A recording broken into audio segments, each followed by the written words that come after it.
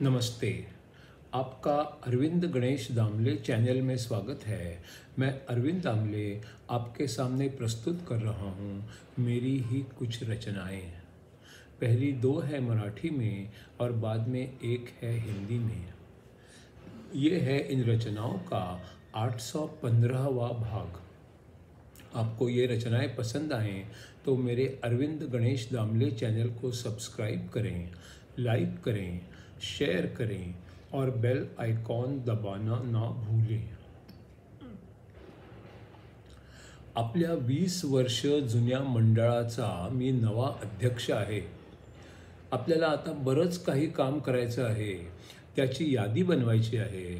तर आता घे एक कागद किंवा वही आणि लिहून घे आपल्याला काय काय करायचं आहे ते। सर, आपल्या मंडळात कागद किंवा वहीच नाही आहे। मग पहिली यादी तुला लक्षातच ठेवावी लागेल। त्याच्यात फक्त दोनच गोष्टी असतील, एक पेन आणि एक वही।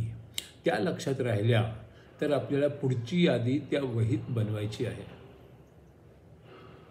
दुसरा रचना आहे, जगात दोन प्रकारची माणसं असतात, एक ज्यांना कॉफी प्यायला आवडते आणि दोन ज्यांना कॉफी प्यायला आवडते पण नाही आवडत असं म्हणायची त्यांना सवय असते। तीसरी जो रचना है वो है निसर्गदत्त महाराज के शिष्यों से संवाद की। ये है अगला 103वां सवाल। तो क्या आप सिर्फ एक ही है ये देखने वाले हैं? देखने वाला कौन? वो सब तो ज्ञान की सुविधा के लिए कहा जाता है ताकि पुराना ज्ञान भी हम तक पहुंच सके। दुख दर्द आते थे पर अब वे रुक गए हैं। वैसे ही मैं तो गीला नहीं होता पर मैं जानता हूँ कि बारिश हुई है, जैसे कि बारिश हुई और मैं घर के अंदर ही हूँ। मुझ पर उसका कोई परिणाम नहीं होता, मैं उससे भी अलिप्त ही रहता हूँ। 104वां सवाल है, तो क्या जिसे ज्ञान हो गया है वो सदा वर्तमान में ही जीता है, सब कर्म करता रहता है पर उसका उसे पता ही नहीं होता? क्या सब अपने आप होता रहता है उसके बारे में? इसका उत्तर है, जिसे ज्ञान हो जाता है वो पृथ्वी पर नहीं होता, वो सारे ब्रह्मांड में होता है। वहाँ की हर बात जानता है और उसी में समा जाता है। इस स्थिति का शब्दों में वर्णन करना संभव नहीं है। आप उसे परमेश्वर या परब्रह्म कह सकते हैं या सबसे बड़ा सत्य भी कह सकते हैं। उसका कोई नाम नहीं होता और उसमें कोई एक बात भी नहीं होती।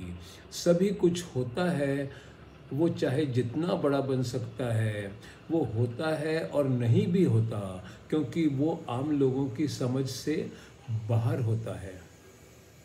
105वां सवाल, तो क्या इस अवस्था को कोई भी समझ नहीं सकता, उसका ज्ञान भी नहीं हो सकता? इस सवाल का उत्तर है, बुद्धि का उपयोग करके ये तो कहा जा सकता है कि ब्रह्मांड एक भाग है पूरे का। ये खुद तो समझ नहीं सकता क्योंकि उससे अलग कुछ है ही नहीं ब्रह्म, पर उसके कारण दूसरे समझने का प्रयास कर सकते हैं। दुनिया बुद्धि का शरीर होती है और वो दुनिया के बारे में जान सकती है। मन परमेश्वर का शरीर होता है, इसलिए मन परमेश्वर संबंधित चीज़ें भी जान सकता है।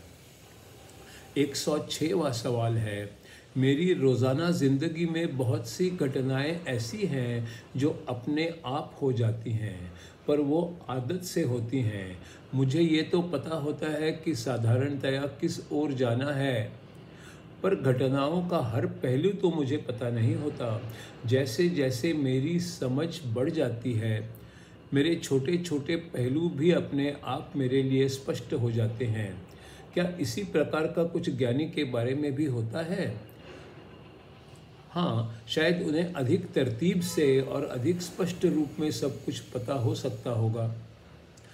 106वां सवाल, 106वें सवाल का उत्तर, हाँ, समझ की सतह पर सोचें तो हाँ, यही इसका जवाब है। लेकिन अगर परमेश्वर क्या है ये पहचानने वाले की दृष्टि से देखें तो ये अवस्था सारे अस्तित्व के लिए पूरी हो जाती है। वो सत्य ऐसा ताकतवर है कि सब कुछ इतना अपने आप हो जाता है कि उसका केवल अनुभव हो सकता है। वो बुद्धि, मन और भावनाओं के परे है। हमारे शरीर का एक भी इंद्रिय उसे समझने की क्षमता नहीं रखता। सवाल 107वां। तो क्या परमेश्वर इसी ब्रह्मांड पर राज करता है? इसका उत्तर है परमेश्वर किसी पर भी राज नहीं करता। 108वां सवाल। तो फिर ब्रह्मांड पर कौन राज करता है? इसका उत्तर है कोई भी नहीं। जो भी होता है वो उसी की वजह से होता है। आपने पूछा है और आपने ही जवाब भी दे दिया है। जब आप पूछते हो तो आपको जवाब भी पता होता है। सब समझ का खेल है। जो भी दिखता है वो सारा का सारा भ्रम है। आप सही गलत वगैरह फर्क कर सकते हो क्योंकि कुछ भी पूरा नहीं है। जो थोड़ा समझ में आता है वो अधूरा ही होता है। आपको पूरे सत्य को ढूंढ निकालना है और आप ही तो पूरे सत्य हो।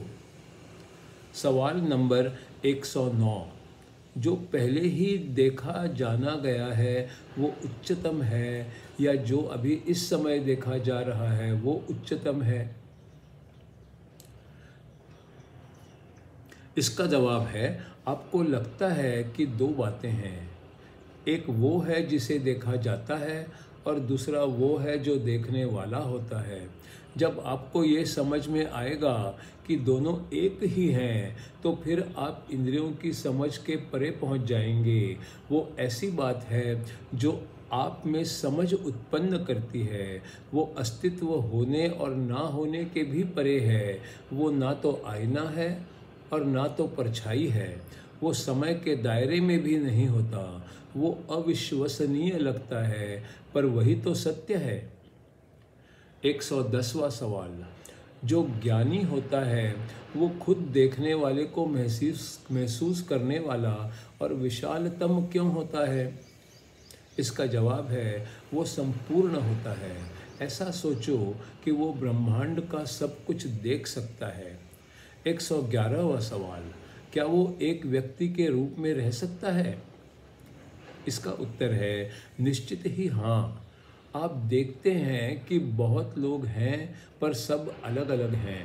पर सत्य तो ये है कि कोई लोग ही नहीं हैं। अलग अलग लोग हैं इसके कुछ लक्षण मात्र होते हैं, कुछ यादें होती हैं और कुछ आदतें होती हैं।